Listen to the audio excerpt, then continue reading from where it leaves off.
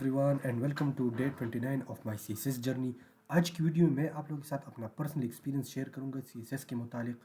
تو چلیے چلتے اپنی نوٹ پیڈ کی طرف، وہاں پہ میں نے کچھ پوائنٹس نوٹ ڈاؤن کیے۔ دیکھیے سی ایس ایس نے مجھے بہت کچھ سکھایا، اسٹڈی کے حوالے سے، تھنکنگ کے حوالے سے، اپروچ کے حوالے سے، کنسسٹنسی کے حوالے سے، ٹائم مینجمنٹ کے حوالے سے بہت کچھ اس نے مجھے سکھایا سی ایس ایس نے۔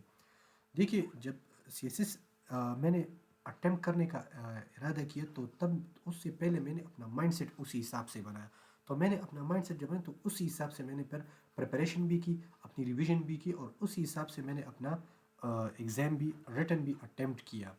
یہ بہت میرے لیے بہت اچھی جرنی رہی تھرو آؤٹ۔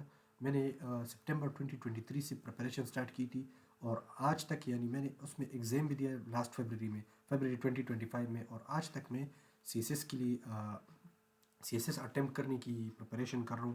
تو جو کچھ میں نے سیکھا اس میں ایک لیسن یہ تھا کہ کنسسٹنسی بیٹس موٹیویشن۔ دیکھیے موٹیویشن وقتی ہوتے ہیں، جبکہ کنسسٹنسی یہ فار دا لانگ رن ہوتا ہے۔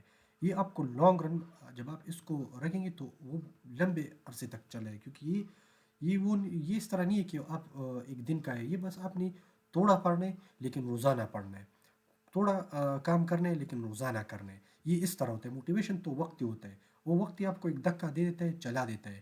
اب 3 4 5 گھنٹے پڑھتے ہیں، بہت کام آپ ایک وقت پہ کر لیتے، لیکن یہ پر کل نہیں اس طرح نہیں ہوتے، کیونکہ آپ کا دل بھر جاتا ہے اس سے۔ Consistency for the long run ہے، اور کوشش کریں آپ لوگ بھی کہ آپ لوگ کنسسٹنٹ رہے اپنے کام میں۔ آپ موٹیویٹڈ نہ رہے، موٹیویٹڈ بھی رہے لیکن کنسسٹنٹ زیادہ رہے۔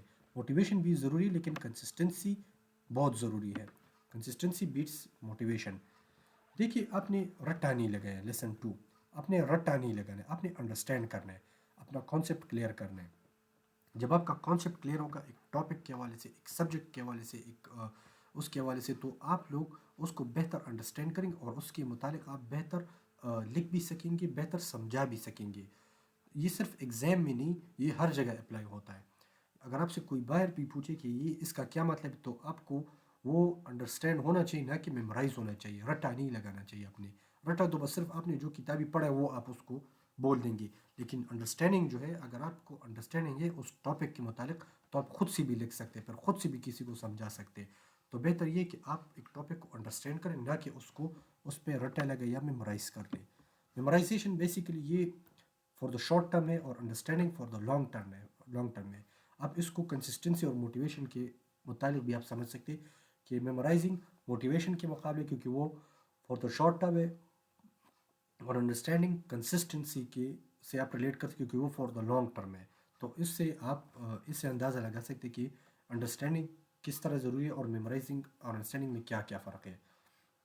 اچھا، smart study saves times. Not everything needs detailed notice.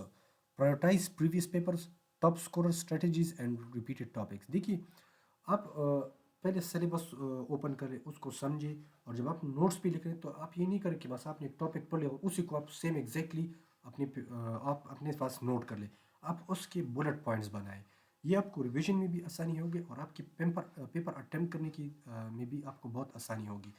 Plus یہ کہ آپ اسٹریٹجیز کو سمجھیں، ٹاپ اسکوررس کے پیپرز کو دیکھ لیں، ریپیٹڈ ٹاپکس دیکھ لیں، پاس پیپرز دیکھ لیں۔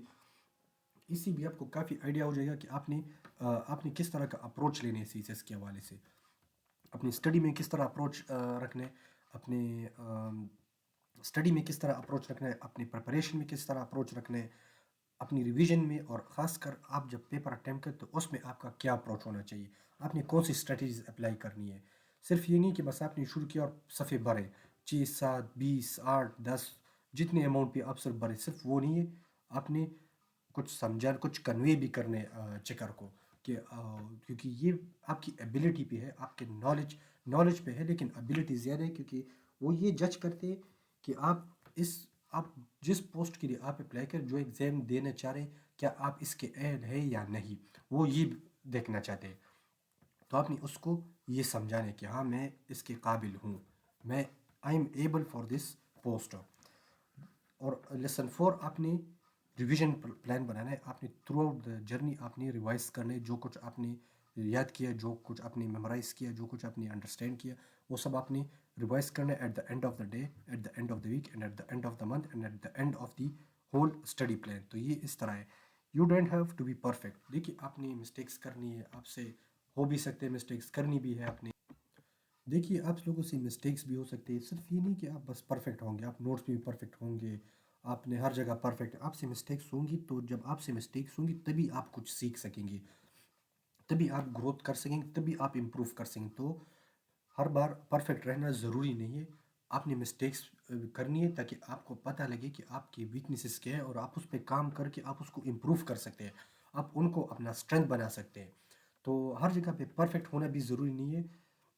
بس آپ نے جب آپ سے مسٹیک ہو جائے، آپ نے اپنا mindset growth mindset بنانا ہے، تاکہ آپ اپنے جب آپ اپنے مائنڈ کو گروتھ سیٹ والا مائنڈ بنائیں گے، تبھی آپ کچھ سیکھ سکیں گے، تبھی آپ اپنے آپ کو امپروو کر سکیں گے، اپنے آپ پہ کام کر سکیں گے. تو جی یہ تھی میری آج کی ویڈیو. اور اس میں سب سے ضروری یہ کہ آپ اپنا مائنڈ سیٹ بنائیں گے. جب آپ کا مائنڈ سیٹ اسی کے حساب سے ہوگا تبھی آپ آگے بڑھ پائیں گے. تو آج کے لیے اتنا ہی. میرے اگلی ویڈیو کا انتظار کیجیے گا. تب تک کے لیے اللہ حافظ.